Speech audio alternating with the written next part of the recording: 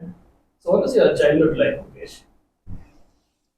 Childhood has always been a roller coaster ride with a lot of happy and even some sad memories and not so good memories as well. So I grew up in a joint family with more than, I think, 14 of us at home. So it was always chaos at home. So we never got individual attention.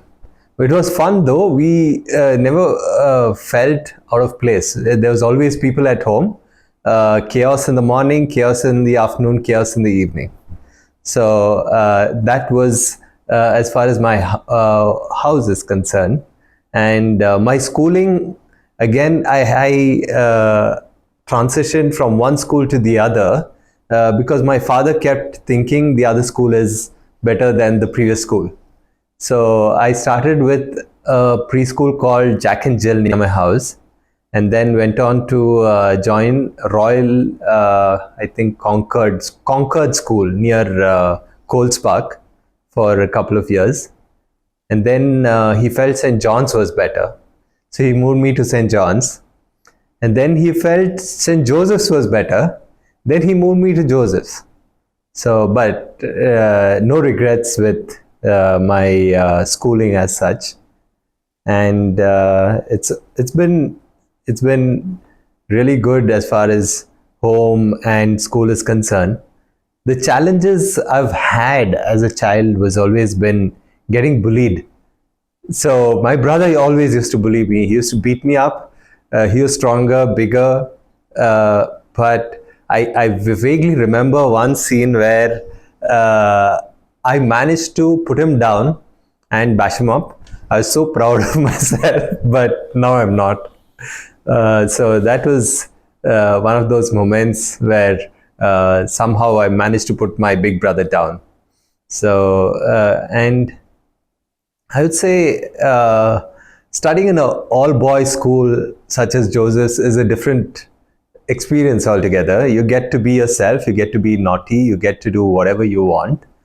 Uh, but then you don't have the exposure of interacting with girls on a day-to-day basis. So I was very insecure till I grew up to be able to go and speak to girls. So some of my friends who were more social, it came naturally to them. But for me, it was such a challenge to go and speak to girls at that point of time. But slowly, over a period of time, I got involved into a lot of extracurricular activities like sports, theater, and a lot of on-stage activities, which brought me out of my shell, and eventually I got over it. So that's more or less about, and sports was a big part of my life. So I've played hockey, football for school, and also gully cricket. And we've had tennis ball tournaments, inter-road kind of teams, which we made during those days, and we used to play tournaments. And sports has taught me a lot in terms of my learning journey. There's one person who's had a tremendous impact on my life. His name is my very favorite and my hero, and my I always look up to this person, Mr. Shiv Prakash. So he was a hockey coach, and he was a PT master as well, very strict, and he was the one who always pushed me beyond my limits. And I'm so proud that I've learned a lot of lessons from this wonderful person, and he continues to inspire me. So that's more or less, I think, a brief outline of my childhood. I'm not talking about my studies because it's not something which was doing great, but I managed. I managed my studies journey. It was that's another. I think in standard 6, I had to repeat myself in standard 6. But that was the sad part of my studying journey. But the good part is I get to spend another year at St. Joseph's, so and make more friends. So part of 97 batch and 98 batch is an honor which most Josephites will not have. So I think so I had my ups and downs, but I'm glad and happy with my childhood journey. So you played hockey for St. Joseph's. Yes, That is no yes, small task. That's a big achievement. yeah, absolutely. You will go on to win. No, unfortunately, our batch, we lost both hockey and football. So we lost in the semis, if I remember rightly, in hockey, and in quarterfinals for football. What happened after college, after school, Mukesh? After school, my we stayed very close to Clarence School. So my father said, you can do your +2 in Clarence. So my journey continued into Clarence School.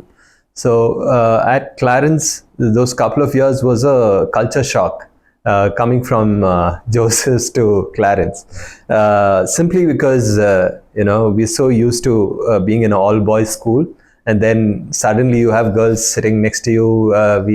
It's a different vibe altogether. So it took some time to sink in. That's one. And with a principal like Mr. Benny Joseph, he's a very strict principal. He used to walk around staring at everybody. So I've kind of felt out of place for a while, till I settled down. In Clarence as well, we started this football rage because a few of us from Joseph's and other schools came in, and then we started this football, thing happening. It was good fun. Then continued to enjoy the journey there as well. So I had a friend called Shankar in Clarence. So we are still in touch, football buddies and movie buddies as well. So the fun part was we used to get very little pocket money then, and we used to collect money from our friends, very nominal money, like 5 rupees from each friend, and then we used to go for movies. So we used to pool all the money, and then me and Shankar would just take off for a movie. So we used to watch movies across all languages: English, Kannada, Hindi, Tamil, Telugu. So it was those good old days. And apparently me and Shankar were very good at sports, and we won a lot of sporting medals as well on our sports day, which was a big surprise to us because in a school like Joseph's, there's intense competition, and I'd never got a medal for on-track events. So here we had fewer students, less competition, and more opportunity to win and get medals. So that was in a way nice. So how did that transition into your professional life? So post that, my professional life, I would say I moved to college, St. Joseph's College of Commerce. So Joseph's College of Commerce, again, connecting back with my school friends, and the vibe of Joseph's was great. And I did my BCom there. Amazing faculty, amazing team, amazing people. So again, my sporting journey was taken to the next level with representing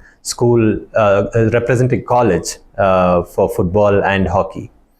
The some of the lessons which I learned in Joseph's was I got into theater by chance. I was never a theater person before that. Did a lot of stage events, but theater was really explored at St. Joseph's College of Commerce. So there was already a theater team, and our principal was trying to allocate characters to each individual. It was a Kannada play, and there was a role of a servant. So nobody wanted to do that role of a servant. So principal said, you know, Mukesh, do you want to take this up? I said yes.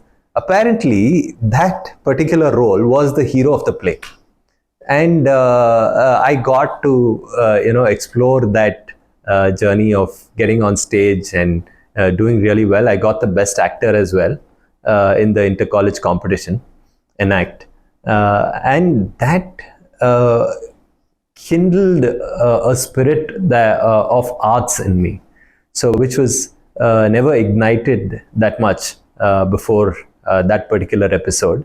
And I went on to work with Giriraj the next year, who is a Kannada film director now. And the next 2 years as well, I got Best Actor. So 3 years in a row, Best Actor in Kannada inter college play was a great achievement for me. And another lesson which I learned in college was standing for elections in second year. It's a blunder any second year BCom student can do to compete with the third years. So it was just that moment where some of your friends come and say, "Okay, Mukesh, we can do this. Come on, let's go. You can compete," and things like that. So it was a 50-50 kind of a thing, but I said yes and stood for elections, lost really badly. And it was a lesson well learned that you have to wait for your time. Apna time aayega. You have to wait for it. So, and then, when I was in third year, there was no real competition, but it is a lesson well learned. You have to wait for your time and take up opportunities which you feel right at that point of time. So that's another big lesson I learned. And another beautiful bonding and relationship with a friend called Satish Kumar happened in St. Joe's College of Commerce. So he has been part of my life since then, and even now. So we've come a long way, and we run art and culture foundation called Butterfly Talent Academy now. So that bondage has come, and we've built our careers together. So that's where I think somehow the arts connect and my career linked to one another. So before BTA, did you have any other job that you did? So yes, after my BCom, interestingly, I got a placement at Hewlett Packard. So at HP, I was there for 2 years, and my football journey continued at HP as well. We had an inter-department tournament, which our team won, and our HR manager, Mr. Mayur Bharat, a very inspiring HR professional at that time, he called me up and said, let's go ahead and make a corporate team. So we picked and chose, and we managed to make a solid football team and went on to win about 8 tournaments in the span of 2 years. So that was an awesome memory at HP. Apart from work was really good. First 1 month, not much happening because we were settling down, and then the work rigor started. It was great fun. Met some amazing people, and so Hema was my manager. She used to always inspire me to give my best at work. So and then Mr. Surya, how can I forget that person? He was such an inspiration, and he was the one who moved me to a training role. So I became a trainer in my I think after about 1.5 years, a process training lead, and that was another 6 months there. And in 2 years, I was more or less doing very well, but somehow I felt, I wanted to move out of HP. and pursue my further studies. And so I took a break from HP, and I said I might come back, but I think I'll take a break now. So my HR manager, Mr. Mayur, was very upset that I was leaving. I was the football captain of the team, and I was doing pretty well at my work as well. So he said, you if you ever want to come back to HP, the door is always open. So that was a proud moment for me. And I joined a college called Wigan and Lee College. So where there was a possibility of going to UK for a year as a twinning program. And I went to Wigan and Lee in UK. I was there for about a year. So that UK experience was very nice in terms of meeting different people, different cultures, and exploring a different country altogether. So it was a lot of learning by itself. What I loved most about UK was the dignity of labor, which I feel we have a long way to go in our country. Apart from that, I'm really proud of who we are and about our culture as India. Dignity of labor is something which I learned, where every person is respected for what job they do. So even a peon to a cleaning person to a driver to a professional police officer, or be it anyone, is respected. So which was a big learning for me. And I made some very good friends and connections there. Some of them whom I'm still in touch with, Maria, and then Sanjit, and a couple of other people whom I'm still in touch with. So post that Wigan and Lee journey, another interesting part of Wigan and Lee journey was, like most students who go to UK, I also worked part time. I worked in shoe factory. I worked in JJB, if I remember rightly. It's a sports firm, and then a laundry place. So a bread factory. So it was an interesting exposure towards different businesses, and that also inspired me to try something on my own, to do a business instead of going for a job. So I saw how it works, and that was the spark where it said, okay, Mukesh, I think you should do business instead of going back to India and doing working under somebody. So there is when that happened, and I applied for a short program at London Business School for a entrepreneurship program, and I got a scholarship and went to the LBS. LBS is a top-notch institution in UK. Getting into LBS itself is a big thing, and getting a scholarship for your work is phenomenal. So there I met some amazing people.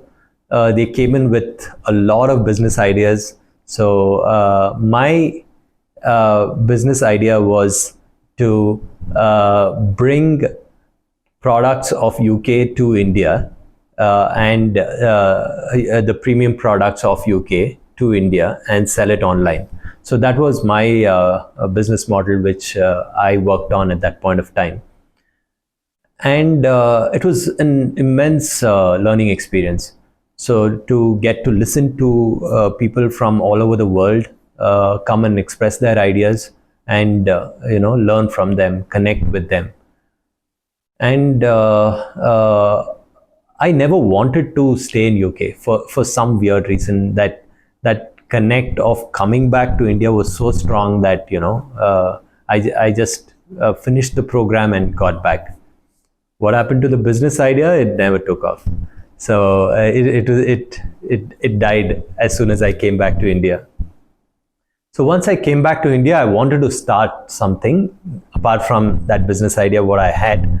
I didn't know what.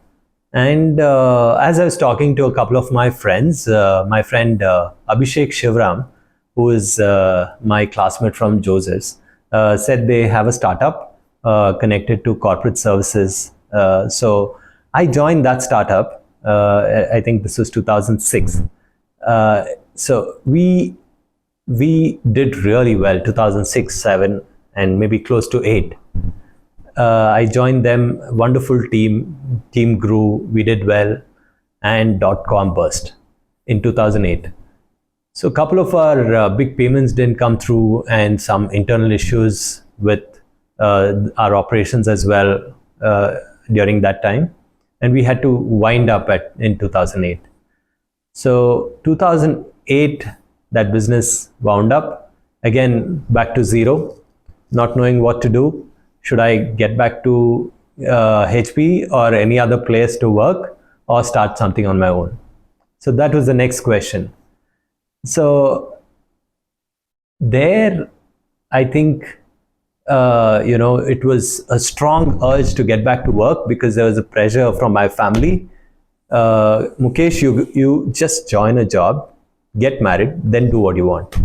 So this is the way most Indian parents look at life for their kids. They want a stable job, and then your prospects of getting a good wife is a lot more. So that phase was a tough phase to say, no, I'm not going to join a job, and I'll try and start something on my own. So my friend Satish and myself, we met over a cup of chai, and he was with Unisys then, and he was bored with work, and we decided we'll do something together.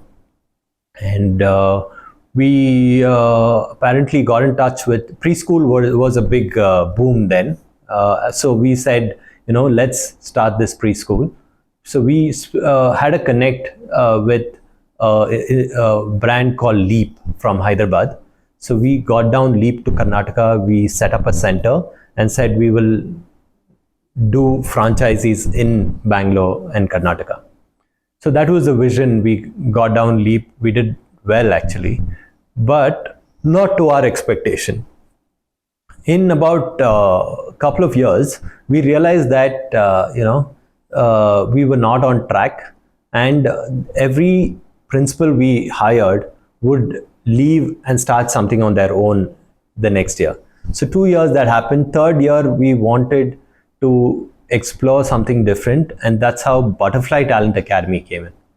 So BTA is an art and culture foundation which nurtures children across various art verticals spread across art, music, dance, fitness, wellness, theater, chess, and so on. So that journey started then, and it's been a wonderful journey till now.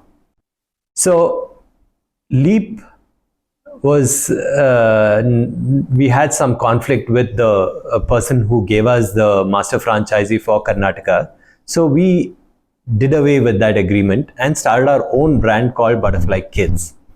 So that was the objective was to again issue franchisees in the name of Butterfly Kids across Karnataka. In a year or two, we realized that we are not doing that well, and nobody is ready to take our franchise. So we slowly thought we will have to find something else to do apart from Butterfly Kids. So evening we started an activity center for children spread across art, music, dance, and we called it Butterfly Talent Academy. So it was a trial model. But that trial model of Butterfly Talent Academy was doing well. So we again had to re-look at our business, and we said we will wind up Butterfly Kids and focus on Butterfly Talent Academy. So Butterfly Talent Academy then took real shape, and we transformed it into a professional academy nurturing children across art, music, dance, fitness, wellness, theater, chess, and so on. And now we are a team of about 54, nurturing about 850 students. So we've come a long way since then, and we are very happy with our journey. Until COVID. COVID hit us and our business abruptly stopped. Like most of small businesses, we had our challenges even to just sustain. So we were brave enough to transition our entire classes online within the span of 2 weeks. So, which many of the institutes did not do that, and some of them even closed down. So, we managed to transition our classes online and facilitate classes. We had about, I think, 40% of our students who joined online, and we could sustain that phase. And then post COVID, again, the graph has been upward and good, and we are doing really well right now. So through the journey, also we learned that we need to diversify. So we also became an exam center for all these art forms, where not only our students can take up grade exams from Trinity College London, from Ravindra Bharati University, International Taekwondo Federation. So these organizations carry a lot of repute, and parents are very proud that their kids are getting certified from these institutions. So we saw a big opportunity there, and we have now collaborated with over 120 institutes across Karnataka who take exams through us. So that's another parallel revenue model which we managed to create. And another space which we managed to create is a nice auditorium space where events happen at our academy. So we get to connect with a lot of artists. We invite them, they come and perform for us, they come and do workshops, master classes. So this space is added a lot of value to our students and to the community at large. So we've been very happy with our journey there as Butterfly Talent Academy. We're making true difference to children, creating value in terms of what is not taught at school. So education is really important, sports is really important, arts is equally important. So if somebody is not exposed to arts, I feel they missed out something in their life. As a child, they should have an exposure towards arts, because that is what helps you connect from within, and that is what stays with you all your life, the lessons what you learn. So if there is a balance between education, arts and sports, I feel it's a wonderful balance for a child. So there I feel we've added a lot of value to a lot of children who've learned, thousands of children who have learned at our academy. And some of them, in fact, have taken up arts as a career. That's what inspires us. So we've had students taking design, some of them getting into National School of Design, and some of them taking up Bharatanatyam as a career, vocals as a career. So we've seen that transformation happening over 10 to 12 years since we've started. So that's been a beautiful journey, and the sense of satisfaction that you've created a model where you're making difference to people. Yes, you can make business out of a lot of things, but when you really make a difference to a person's life, that gives you a different kind of a kick and satisfaction. Before you reach the stage where you are today, I'm sure when you first started out, there would have been some challenges that you would have encountered. So how was it when you first started out BTA? It was a challenge, yes, but we've been lucky that we've had supportive families. So our parents didn't want me to start a business, but then when I said no, I want to, they were very supportive. Like any startup, when you start something, you are funds are very tight. Okay, so you are struggling to meet your ends. Then when you have your family support backing you up, you have that confidence that you can move ahead and explore yourself further. So I think that was a very crucial phase that I had very good support from my family, and I would like to wholeheartedly thank them for being that supportive. And of course, throughout my journey, they've been very supportive. So the way I met my wife Archita Subramaniam is quite old school and interesting at the same time. So I went with my parents to meet her. Proper arranged marriage. My parents are quite orthodox, and somehow I didn't manage to find a girl to get married, so ended up in arranged marriage. Uh, see, Archita came with a cup of coffee, like the way you see it in these old movies and all that. And she gave the coffee. I had the coffee, and we got to spend some time to speak to each other, get to know each other. It was such a beautiful conversation. We could connect, and the wavelength matched. And somehow that gut feeling said, yes, you can take this forward. So it could have gone either way. I mean, we've had a wonderful journey since then. Uh, Arranged marriages, I would say, is not only about the girl and the boy. Families are involved. So that's what makes it so special. Where there is, if there is any challenge, families are there to support you. When it comes to love marriages, I've seen a lot of friends when they get back to their families, yes, they are there to support them, but the accountability is more towards the boy and the girl. Here, the families also share the accountability to make the marriage happen and to take that journey forward in the long term.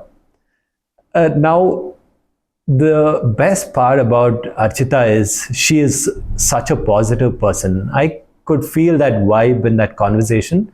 And what has clicked for us is this interesting way we deal with our issues. So we kind of set a 24-hour time frame where if we have an issue, we'll have to sort it out within those 24 hours or that issue gets expired. So you can't talk about it ever and say, that day, you remember you did this? No, that's not allowed. So you'll have to sort out those issues in 24 hours and then let go and move ahead. So that has more or less worked for us. That's a cue for a lot of couples, I would say, from my end. And we have two wonderful children. Shrestha is my elder daughter, who is 10 and in grade 5 at Vidyashil. My son, Lavit Sudanva, he is in grade 1 at St. Joseph's Boys High School, the school where I studied. I'm so proud of that I managed to get him back there at Joseph's. So when I told my wife that, if it's a boy, he's going to Joseph's. If it's a girl, then we have a choice of choosing which school she will go to. So that's the way he ended up in Joseph's. And we've had an awesome journey till now. And I'm looking forward to getting old with this lady Archita in my life and go for these lazy walks when I get old and have a happy journey throughout. So a typical day would more or less look like the alarm ringing at 6:15 off, 6:20 off, 6:30. That's the time for me to really wake up. I wake up my kids as well, get them ready to school, and they are off to school by around 7:20, between 7:20 and 7:30. Post 7:30, it's my time. I do my yoga, pranayama, and then a little bit of reading and laze around a little bit, get ready, and get to work by around 10. 10 to 2, I'm mostly at work. 2 to 4, back home, lunch, and then relax a little bit, watching TV and Netflix and the other shows which I want to watch. And at 4, I go to pick up my daughter. She comes back from school. My son is back from school around the same time, and I take them for classes, extracurricular classes which they go to. 5:30 I get to work again to around 7:38, and I play football at least 2 games a week with my wonderful group of friends near my house. And weekends are slightly different from this routine. That's more or less my weekday routine. Weekends, I get up really late, laze around, and then Saturdays I go to Toastmasters, and if there is any events in school, we attend to those events at our academy. And Sunday mornings, it's again my academy, Butterfly Talent Academy time. Post that, it is family time. So we spend time together. Either we go out or spend time at home. So more or less that's my time like, yeah. Finally, to conclude, I would say my mantra in life: life is short, make it sweet, enjoy your life, and that's what I follow. And one more very important thing is good life is built with good relationships. So I value relationships a lot, and I'm glad that I've been able to build some amazing bonds with friends and family, and that's what keeps me strong.